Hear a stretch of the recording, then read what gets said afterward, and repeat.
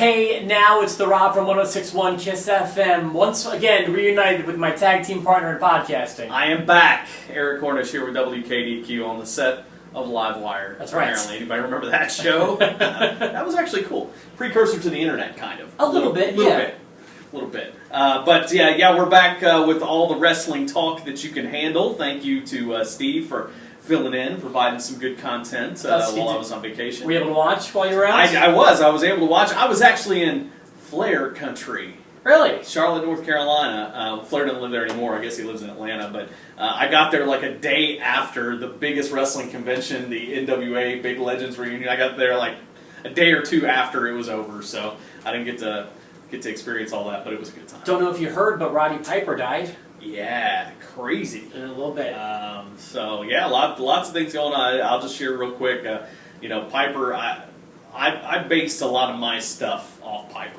You know what I mean? When I'm in the wrestling business, I kind of look to him for somebody who's just a great heel. That the phrase "love to hate." I mean, people love to hate Piper back in the mid '80s. So that's he was a guy who definitely left the industry changed after he was in it, for sure. So we still miss Roddy Piper. I think we have a fun topic today, though. Yeah, you mentioned to me this morning something that happened, and I did see this on in my news feed over the weekend about a show. I guess where was this, in Australia? Seattle, I thought. No. Was it Seattle? No. I'm sorry, I don't know where it was. I think it was Australia, if I'm not mistaken, but I could be wrong. Where Roman Reigns got hit with a briefcase, which you never throw anything to the ring, toward the ring. You never interfere. Let the show happen. Be excited from your seat, but that's a good way to get kicked out of a show you pay your hard-earned money to be at. But it was kind of interesting. There's kind of some videos floating around out there. Nothing. I've only seen like aftermath videos. Yeah, it doesn't really show what happened, but I guess somebody threw a fake Money in the Bank briefcase. It really just kind of shut down everything. Our good buddy Dan, man, he was on the scene. Dan Engler jumped out of the ring. I saw that. He was helping security get folks out of there. So.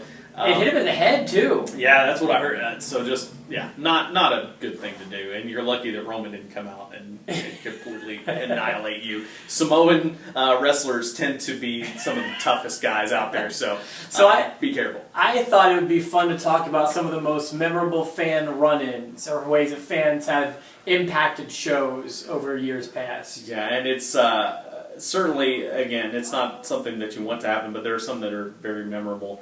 Funny or whatever. I'll throw out my first, and this was a bad one because it interrupted such a good match, and the one that always stands out to me is the match on Monday Night Raw, Eddie Guerrero versus Rob Van Dam. Memorial Day 2002, I think?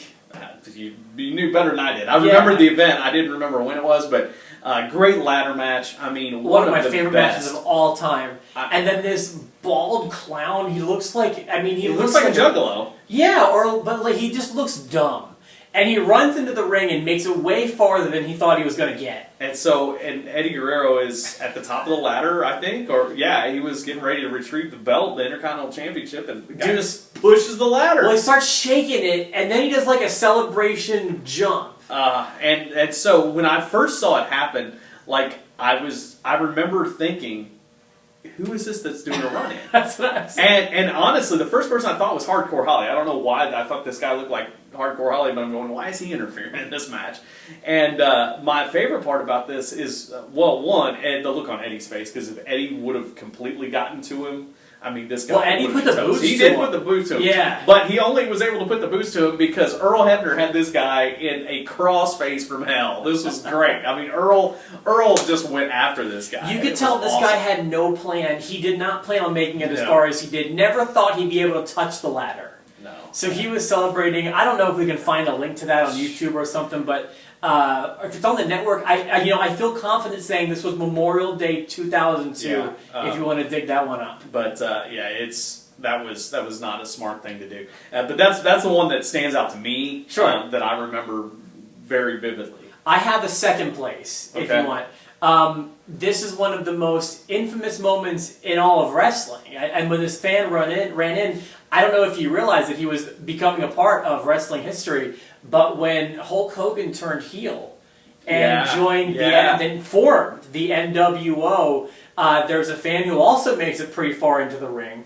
I forget, I think Diesel puts the boots to him? I think so, but I think Randy might be holding him. Maybe, but I think Scott got in some boots too, actually. Yeah, I forget who all laid into him. But here's the deal. Like, there was something about it. Like, think about this. How many times, I mean, obviously after that, it became cool to throw stuff into the ring for the first few weeks when the NWO was going on.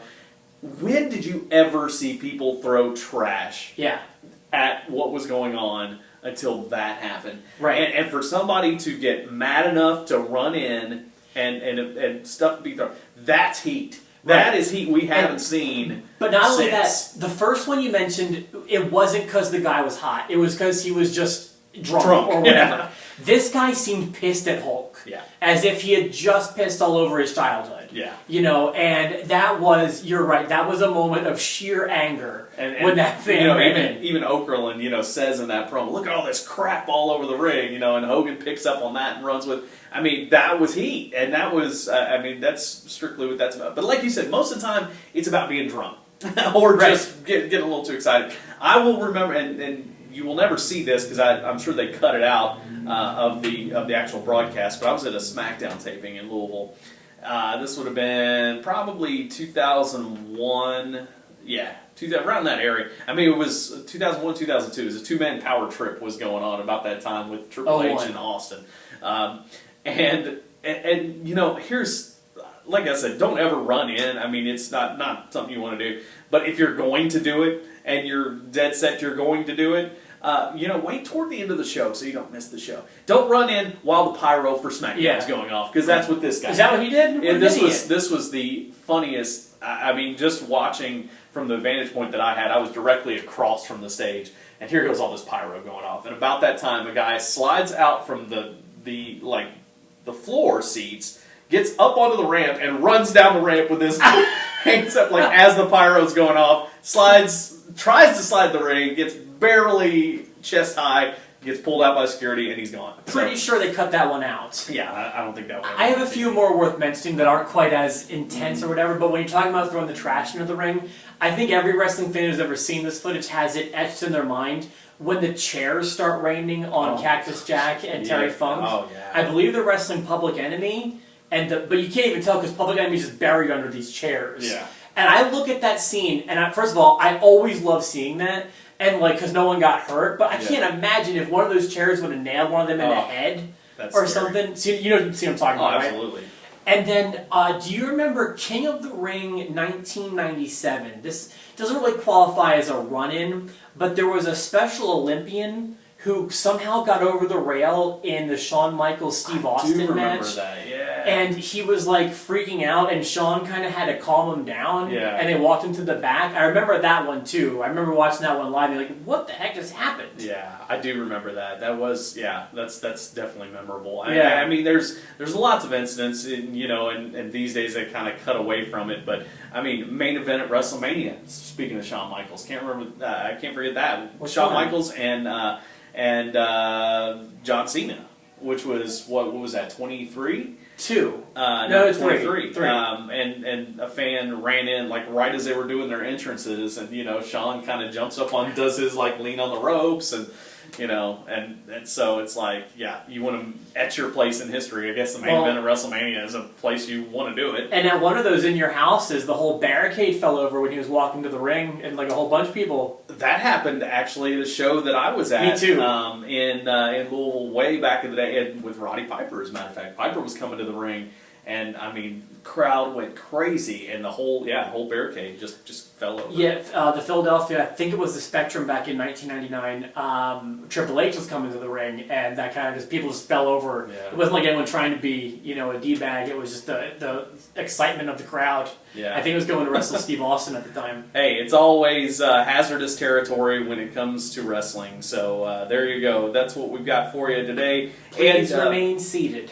Please remain seated for sure. But here's what we got. Here's something else we got for you. We talked about this a couple weeks ago. We're going to give you the chance to win a 6-month subscription to the WWE Network. We're going to pay for your wrestling entertainment for you. How That's about right. that? So we're going to start this. We're going to do this all through the month of August, and all you got to do is put in the special keyword for your chance to win. And what do you think we should use for the keyword today? What if we use Livewire?